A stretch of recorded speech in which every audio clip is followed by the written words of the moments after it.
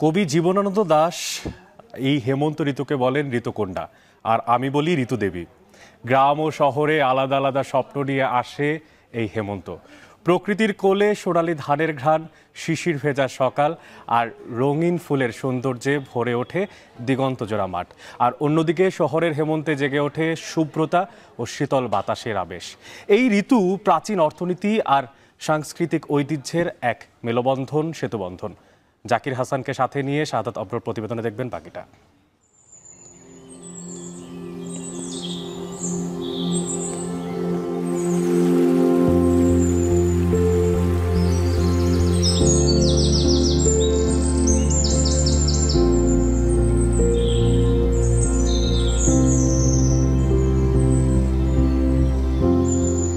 প্রথম ফসল গেছে ঘরে, হেমন্তের মাঠে মাঠে ঝরে শিশিরের জল।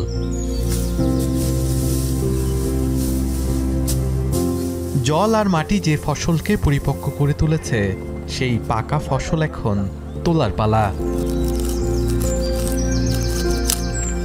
কাজ চলছে ভোর থেকেই। শীতের সেই শিশির টের পাওয়া যায় কৃষকের আঙিনায়।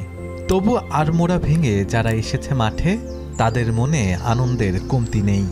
কারণ এই যে হেমন্ত, উঠবে নতুন ফসল আর মিটবে ঋণ।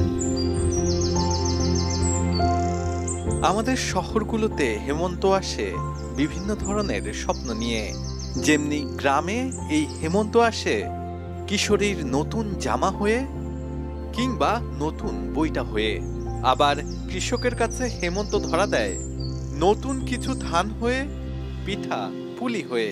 ঠিক তেমনি মুদ্রার অপর পাশে ঢাকাতে এই হেমন্ত আসে শুভ্রতাকে ভর করে, কিছু শীতল বাতাস নিয়ে।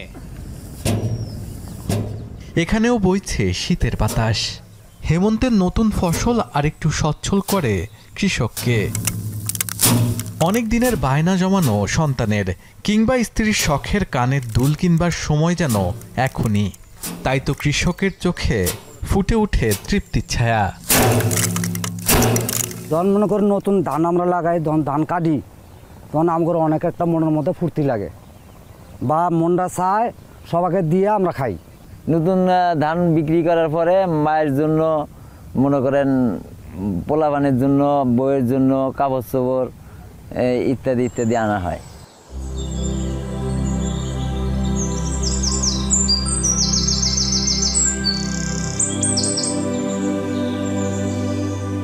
দিগন্তচোরা মাঠে ভেসে আসে কৃষানির সুর। কুমড়ো শাকের ক্ষেতের দায়িত্বটা যেন তার। সকালের রান্না শেষে সেও আসে মাঠে। 3.5 লক্ষ টাকা লাউ শাক বেচি, আল্লাহ দিলে অনেক 2.5 লক্ষ টাকা লাভ হয়েছি।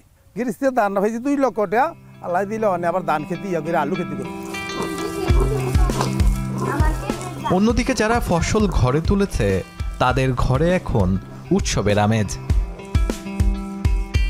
পিঠাপুলি আর মিষ্টি মুখের ধুম লেগেছে।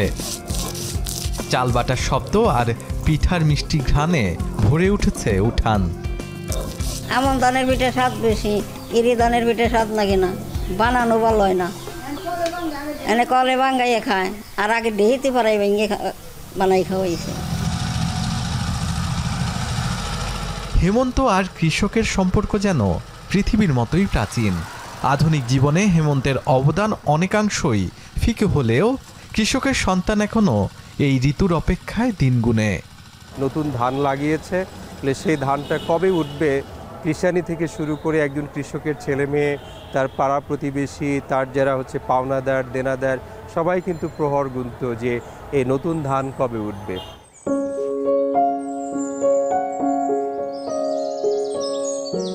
হেমন্তের কবি বলা হয় জীবনানন্দ দাশকে। তার কবিতায় বারবার এসেছে কার্তিক আর অগ্রহায়ণের কথা। তিনি এ ঋতুর দুঃখ সুখ, আলো আধারকে তুলে ধরেছেন অপূর্ব সূক্ষ্মতায়। জানতে চাই কেন হেমন্তের প্রেমে পড়েছিলেন কবি।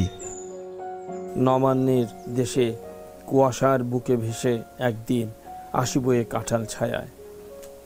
এখন কাঁঠালের ছায়া, কাঁঠাল বললে আমাদের জ্যৈষ্ঠ মাসের কথা মনে পড়ে, কিন্তু এখানে হেমন্তের সঙ্গে তিনি সংযুক্ত করেছেন। তখন ওই যে যেটা বনলতা সেনে আছে, শিশিরের শব্দের মতন সন্ধ্যা আসে। এখন শিশির হয়তো পড়ে, কিন্তু টিনের চালে আমাদের তো টিনের চাল নেই, যে শিশির যে পড়ছে আমরা কি করে বুঝবো?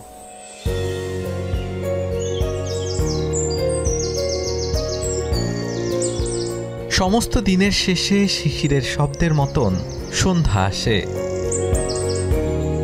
ডানার রৌদ্রে গন্ধ মুছে ফেলে চিল। পৃথিবীর সব রং নিভে গেলে পাণ্ডুলিপি করে আয়োজন। তখন গল্পের তরে জোনাকির রঙে ঝিলমিল।